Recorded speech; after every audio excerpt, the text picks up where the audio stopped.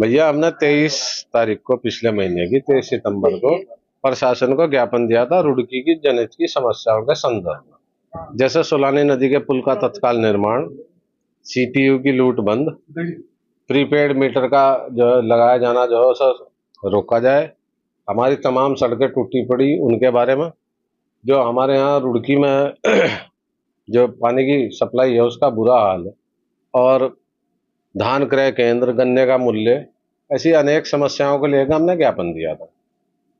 और उन्हें हमने कहा था कि अगर आप हमें 1 सप्ताह के अंदर जवाब नहीं देते तो फिर हम इस पर आंदोलन करने को मजबूर होंगे।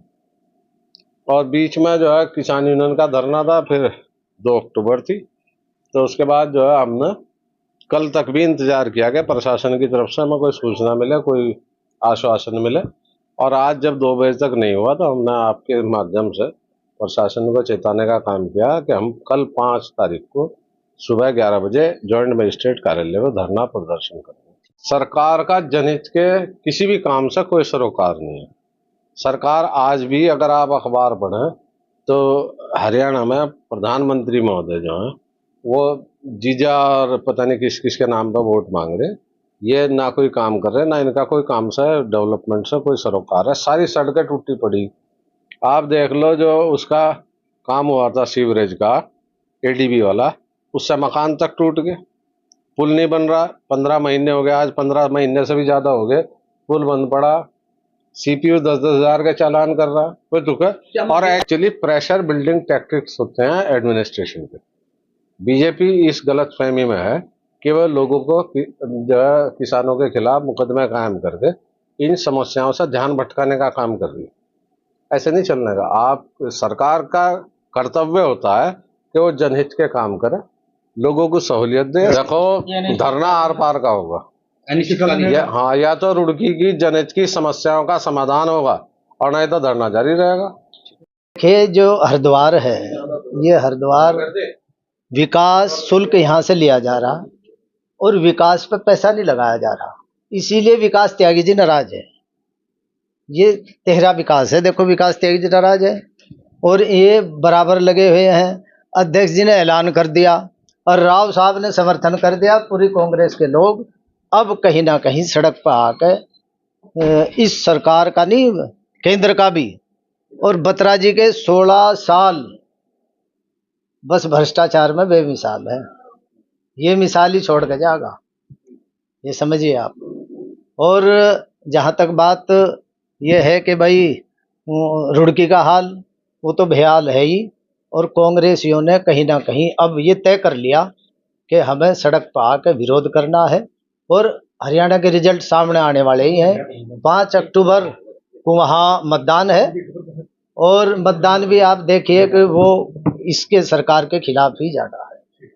देखिए, कांग्रेस की तरफ से लगातार जनसंपर्क किया जा रहा है और जैसा कि मुझसे पूर्व अध्यक्ष जी ने आपको बताया कि हमारा ये 9 सूत्रीय मांगों को लेकर धरना है वहाँ पे।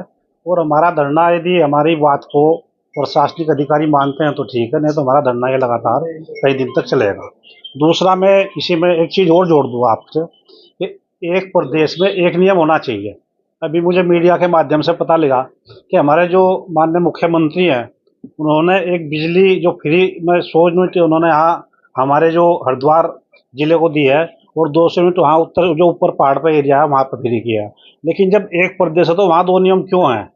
सबसे ज़्यादा बिजली खपत कहाँ हो रही? हरिद्वार में हो रही, पहाड़ों पर थोड़ा ही हो रही। तो वहाँ तो आपने कर दी 200 यूनिट फ्री और यहाँ कर दी 100 यूनिट फ्री। तो इसका मतलब ये भी आप लॉलीपॉप दे रहे हैं यहाँ के लोगों को। दूसरा, मैं आपके माध्यम से कहना चाहता हूँ, जो जनप्रतिनिधि सोए हुए हैं, क्योंकि आप देख रहे हैं शहर का जो हाल है। अभी मुझसे पूर्व मंत्री जी बता रहे थे कि बच्चों को 15 किलोमीटर घूम कर जाना पड़ रहा, और जिन बच्चों ने पास बनवा रखे थे स्कूल के, वो पास भी बेकार हो गए ना, पैसे अपनी जेब से पैसे दे के जाना पड़ रहा। लेकिन उस और जो है किसी भी जनप्रतिनिधि का ध्यान नहीं है। और ये मैं तो ये कहूँगा कि ट्रिपल इंजन की नहीं, ये 4 इंजन की सरकार है। यहाँ पे जो MP है वो भाजपा का। क्या मानते हैं अनिश्चितकालीन धरना चलेगा कांग्रेस का? तो कहीं ना कहीं जब तक मांगे नहीं बन जाएगी धरना जारी रहेगा। बिल्कुल जारी रहेगा।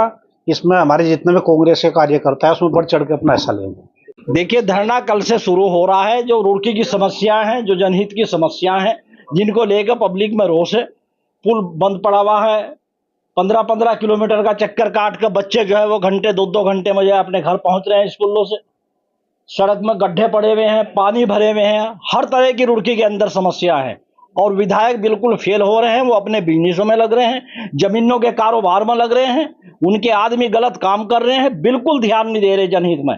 वो तो सिर्फ लोगों का ध्यान बटाने के लिए उन्होंने वहां पे धरना दिया है। यानी पार्क यहाँ बहुत पड़े हैं सौंदर्यीकरण के लिए, अपनी निधि से भी करा सकते हैं, रुड़की को वो चमका सकते हैं, लेकिन उनका जो है वो अपना विकास करना है, रुड़की का विकास करना नहीं है।